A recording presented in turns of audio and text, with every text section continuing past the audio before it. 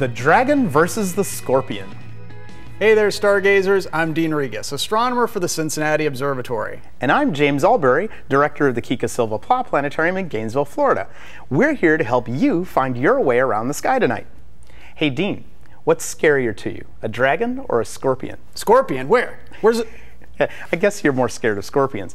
Don't worry, the scorpion is hanging out in the summer stars, crawling across the southern sky. Ah, and the dragon must be the constellation Draco the Dragon, who flies high in the northern sky in summer. Yep, plus we have an awesome traffic jam of stars, planets, and the moon to look for Sunday morning.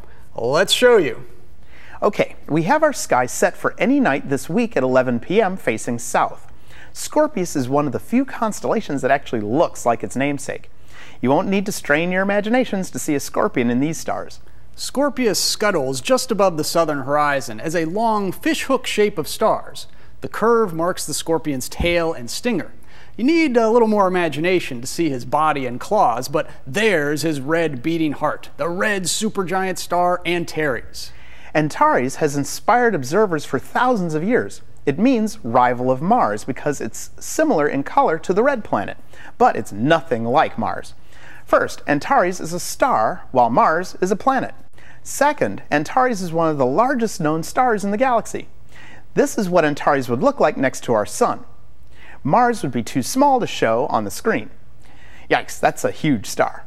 In mythology, Scorpius was the slayer of Orion. Of course, we all know about Orion's belt of 3 stars, but Scorpius has 3 stars almost in a row. You can find them at the head of the Scorpion. Okay, they're not quite lined up like Orion's belt, but still, they're easy to find.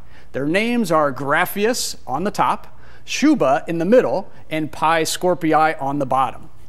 You just wanted to say Shuba, didn't you? Yeah, it's definitely a fun star to say. Plus, Shuba is a variable star. That means it changes its brightness from time to time. Now let's look to the northern sky and go dragon hunting. Draco the Dragon lurks in the north with her tail beginning between the Big Dipper on the left and the North Star right there. If you're having trouble finding the North Star, use the brighter stars in the Big Dipper to point your way. Shoot an arrow from the 2 stars at the end of the Big Dipper's spoon and continue that to the right and bingo! You'll run into the North Star.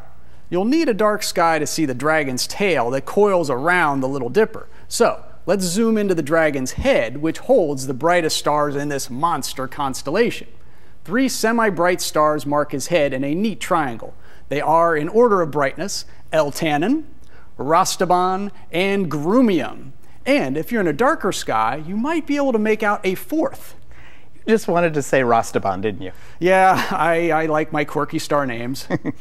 To the Babylonians, Draco was the she-dragon Tiamat.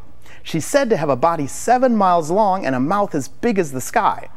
Along came a god named Marduk who slew the great beast with a bow and arrow.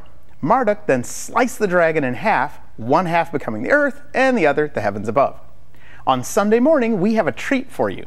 Just before sunrise, if you look to the eastern sky at around 5 a.m., you'll find the waning crescent moon. Wow, look at all the other objects around there. There's the planet Jupiter above and to the right of the moon. And you can't miss even brighter Venus a little down and to the right of the moon. And all this is happening right in the middle of the bull's face. The brightest star in Taurus the bull is right there too, orange Aldebaran. And you might be able to make out the fainter stars called the Hyades star cluster. Quite the pileup of planets, stars, and the moon. Get out and see the action Sunday morning. And don't forget to look for Scorpius in the southern sky, not in the studio. Oh, phew. And Draco in the northern sky. Keep looking up.